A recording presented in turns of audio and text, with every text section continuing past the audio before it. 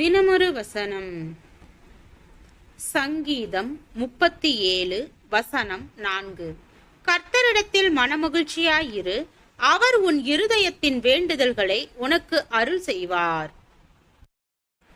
புகைப்படம் எடுக்கின்றவர்கள் smile please அல்லது கொஞ்சம் சிரியுங்கள் என்று சொல்கின்றனர்.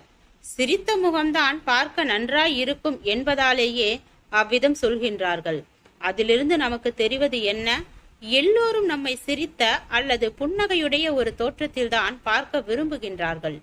சிலருக்கு இயற்கையிலேயே சிரித்த முகம், ஆனால் அவர்கள் தங்களுக்குள் சிரித்து கொண்டிருக்கிறார்கள் என்று அர்த்தமல்ல.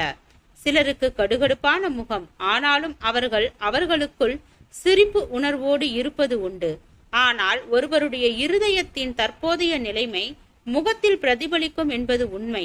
கர்த்தருக்குள் நாம் சந்தோஷமாய் இருந்தால் நம்முடைய முகங்களில் அதனை பிறர் பார்க்க இயலும்.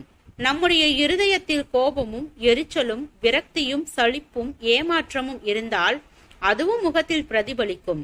எல்லோரும் அழகான தோற்றமுடையவர்கள் அல்ல. ஆனால் ஒரு மனிதனுடைய இருதயம் நற்குணங்களாலும் தேவ உறவினாலும் சந்தோஷமாய் இருந்தால் எந்த அழகற்ற தோற்றத்தையும் அது பிரகாசமாக்கிவிடும்.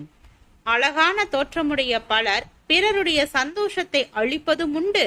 அழகான தோற்றமில்லாத பலர் பிறரை அதிகமாக சந்தோஷப்படுத்துவதும் உண்டு. கர்த்தருடைய பிள்ளைகள் அழகாக தோன்ற வேண்டும் என்ற கட்டாயம் இல்லை. ஆனால் அவர்கள் ஆனந்த பிரதிபலிப்புகளை உடையவர்களாக விளங்க வேண்டும். அவர்களின் முகத்தை பார்க்கின்றவர்களுக்கு ஒரு உற்சாக உணர்வும் ஊக்க உணர்வும் ஏற்பட வேண்டும். அவர்களின் வாழ்க்கையில் சோகமாய் இருக்க தூண்டுகின்ற சில சூழ்நிலைகள் இருக்கக்கூடும். ஆனாலும் அவர்கள் தங்களின் மனநிலைகளை கர்த்தரோடு உள்ள உறவினால் மகிழ்ச்சியாக்க அறிந்தவர்களாக இருக்க வேண்டும். சில சூழ்நிலைகளினால் நாம் மகிழ்ச்சியாயிருக்கும் வாய்ப்புகளை இழக்க நேரிடலாம். ஆனாலும் கர்த்தரிடம் நாம் மகிழ்ச்சியை தேடி அடைய முடியும். அந்த மகிழ்ச்சி நம்முடைய முகங்களிலே நிச்சயம் பிரதிபலிக்கும்.